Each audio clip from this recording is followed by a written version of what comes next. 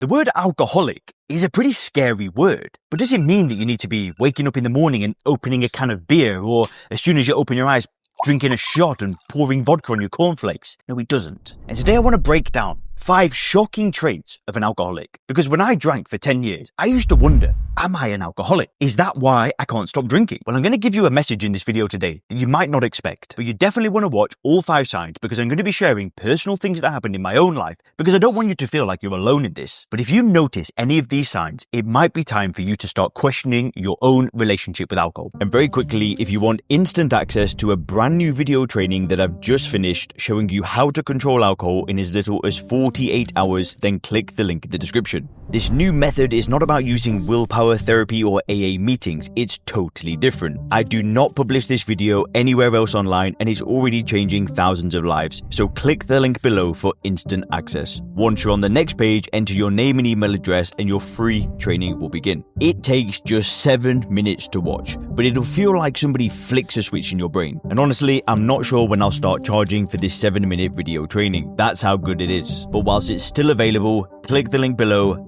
enter your name and email address, and watch that video now. So before we get into the 5 shocking traits, I want to make one thing very, very clear. The term alcoholic is a made-up self-help term. It comes from Alcoholics Anonymous. No credible doctor will sit you down and say you're an alcoholic. It will never happen. It's not the correct medical diagnosis. We now call it alcohol use disorder. So I know I'm going to talk about the 5 shocking traits of an alcoholic, but despite me having a drinking problem for 10 years, and despite me going to Alcoholics Anonymous thinking I was an alcoholic, I found a path to stop drinking alcohol without giving myself this label. So while the title of the video said alcoholic, I really wanted to give you a tiny bit of education on this term and why I don't recommend using it. So when we tell ourselves that we're alcoholics, we're giving ourselves this label that has no known cure. We have it for the rest of our life, and we have it whether we drink or we don't. And in fact, there's even people that think that we're alcoholics before we even drink alcohol, which is absurd. And the problem with giving yourself this label is that if you were to ever relapse and you buy into this idea that you are an alcoholic, what do you think happens? Well, I'll tell you, in my own life, when I thought I was an alcoholic and I ended up drinking again, I went nuts. See, nowadays, since stopping drinking just under 7 years ago, I gave myself no labels. I stopped seeing myself as the problem,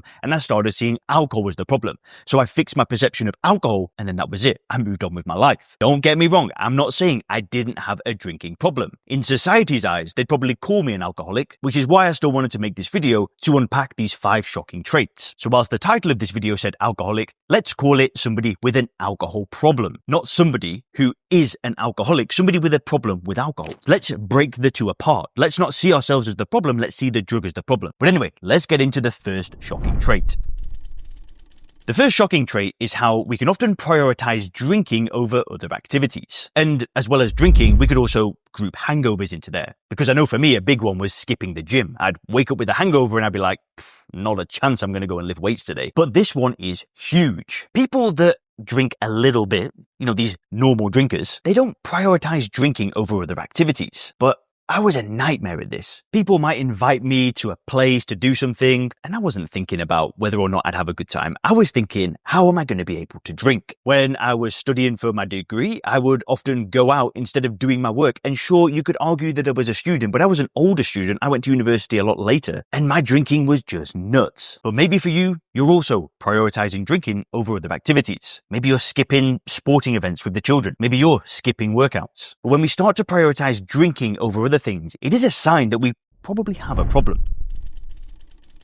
The second one, and this is huge, is that I'd almost always drink more than I intended to. And when I say almost always, I mean 8-9 times out of 10. See, most times that I drank, I would always tell myself, right, I'm only going to have a few tonight and see how it goes. I never intended to get drunk. It was so rare that I said, right, tonight I'm sending it. See, I never would go and buy like a bottle of vodka or anything like that. I'd buy like 2 beers in a bar, and then that would be it. It would be like, I'm out of here. I'm getting smashed. And this happened to me all the time. I always intended to drink a little bit, and then I'd always drink more. And that usually means you're pretty deep in addiction. I'm not saying you're an alcoholic. I'm just saying you're probably further along in your addiction than everybody else. And if you're doing this regularly, it is a sign that things aren't going to get better. Listen, I'm not trying to criticize you or upset you, but it's very rare that somebody drinks less over time. So if you're doing this regularly, guess where it's going? Well, it's not going to look pretty, because it's kind of like this exponential thing. In our 20s, we can kind of have it under control. And then in our 30s, it goes up, and 40s, it goes up until we get to a place of like, whoa, how did I start drinking this much? I've spoke to dozens of retired people who are about to retire. They're drinking and they're like,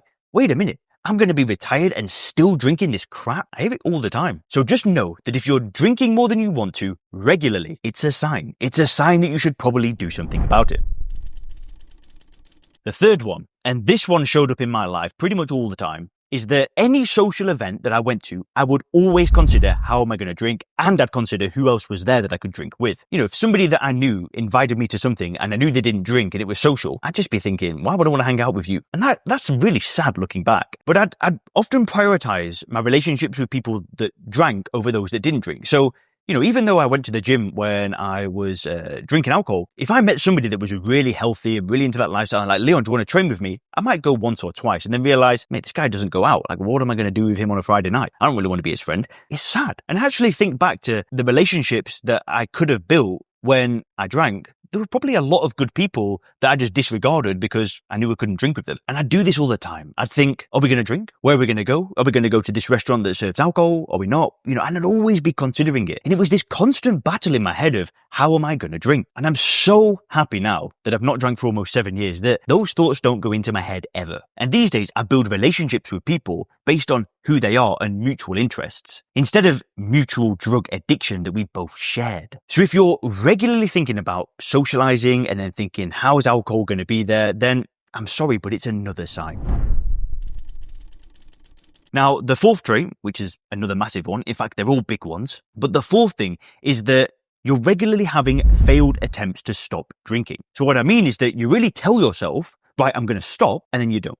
And then you drink again. And there's two kind of areas here. There's one area is when you really commit to actually stopping forever and then you fail.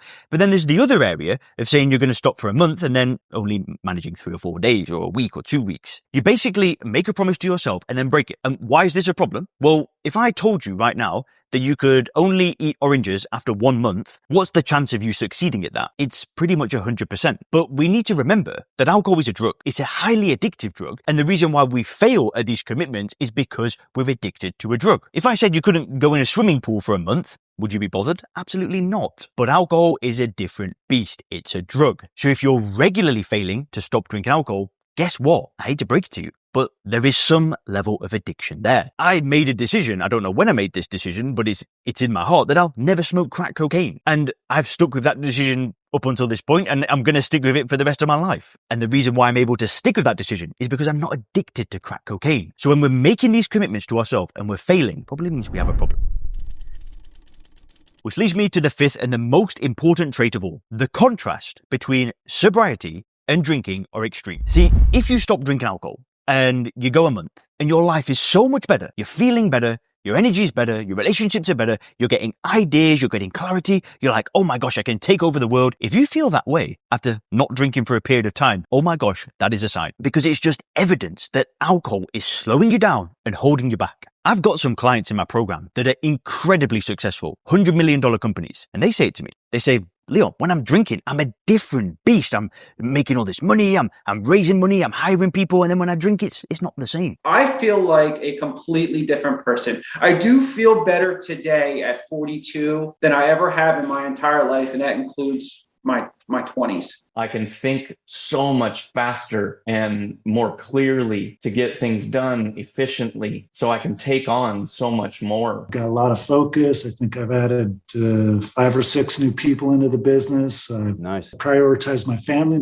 And it was honestly top 5 best things I've done in my life. Without a doubt, I wouldn't go back and do anything else. The results that I've seen just in life, physical, mentally, yeah, it's been fantastic. So I started following the program 8 days total from start to finish, and I was done. Now my life is completely different. I feel like a completely different person. Now that is gone, I have no problem. Projects are going way faster, a lot less mistakes, better relationships with the clients. It's just flourishing, man. Because this one This idea, this fifth and final trait, it doesn't matter how successful you are. If you can see that severe contrast, probably means you have a drinking problem. But you want to know the honest truth? Most people will feel this way. Almost all people that drink alcohol will feel this way, because drinking alcohol gives you absolutely nothing. All it does is hurt and take things away from you. So literally any person that doesn't drink alcohol is going to have a better quality of life, regardless of whether they drink 1 glass of wine a night or 2 bottles of wine a night. But if you want to perform at your peak and be at your best, drinking alcohol is the dumbest thing ever. Now, again, if you want information on the coaching program, just go to soberclear.com or click the link in the description to watch that video right now. Have a great day.